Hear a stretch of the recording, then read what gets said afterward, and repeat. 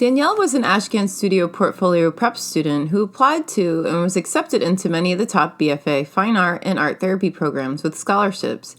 Here are a few examples from the art portfolio that she used to apply. The first example from her portfolio is called Trauma Projections. It's a paper collage and a magnifying glass on a mannequin head. To create this sculptural collage, she cut up multiple pictures of herself and then collaged them together. She repeated the eyes, nose, and mouth so that the multiple perspectives of each body part. This creates the effect of an unstable identity. The rolled-up paper projections also show that identity is constructed both internally and externally. It projects outwards, but it's unclear if she's taking in outside influence or if she's projecting her insecurities outwards. Point of View is a large-scale self-portrait painting made with acrylic on a wooden board. The artist said of the work, "It gives the impression of being an illusion. My face is fractured into several different viewpoints. Each splintered part of my face suggests that there are several points of perspective, for me and for the viewer. On the part of the viewer, you only see fragments of a whole and end up hyper-focusing on one section. Does it mean that I, as the subject of the painting, see the whole or only parts of the whole?" And here's work she did in her sketchbook prior to the final piece that she included in her portfolio entitled, "Working is a process of love-struck days, not months, years, but every second too." This shows the progression of how points of view was developed over time.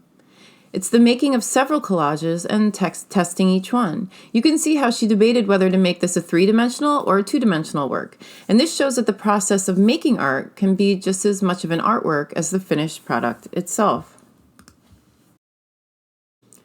This portfolio piece is titled Where Dreams Go to Hide and was made with graphite, colored pencil, and acrylic on paper. It's a bird's eye view of her bedroom where she experimented with line work. The artist wrote of the piece, "My room is where I dream and daydream. The lines crossed over one another represents my search for a three-dimensional identity and purpose.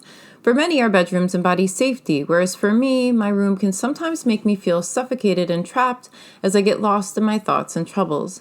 As a result, I feel like I want to escape to nature, to the vast skies, and to breathe fresh air and feel present once again." A particularly strong portfolio piece is a crocheted yarn sculpture and installation that she titled Remnants of a Nightmare.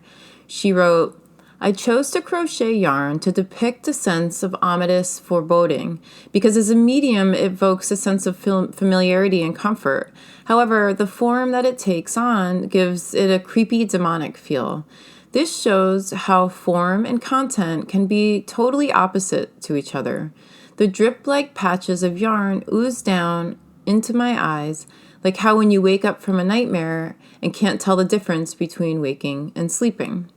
This is a great portfolio piece for a lot of reasons. For one, she used a material not commonly found in art portfolio work, which is yarn. It's a time-consuming material, which shows her dedication to art making. It's also a sculpture, an installation, a drawing, a self-portrait, a photograph, and a performance all wrapped in one. And it's also emotional and vulnerable as it explores personal feelings about things. Inside of my head, too, is an additional process of making Remnants of a Nightmare.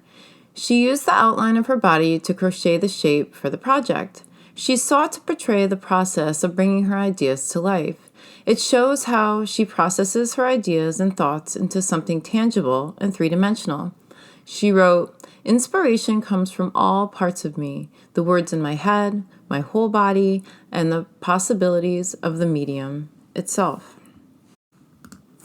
This sculpture, titled Prozac for the Restless Mind, is made of clay, wire, paper, construction foam on foam board. And she wrote, "This sculpture depicts the raging, uncontrollable, and sporadic emotions that course through one's mind like a raging storm. In the midst of these waves is a traffic light, which serves as a suggestively useless way to control and manage the storm. Perhaps Prozac is also a futile way to manage the storm of a restless mind.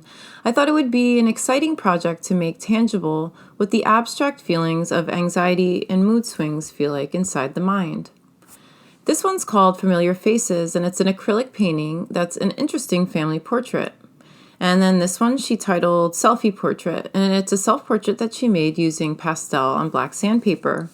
It's smart to make portraits from an unusual perspective, and additionally, she used an unusual medium to draw on, black sandpaper.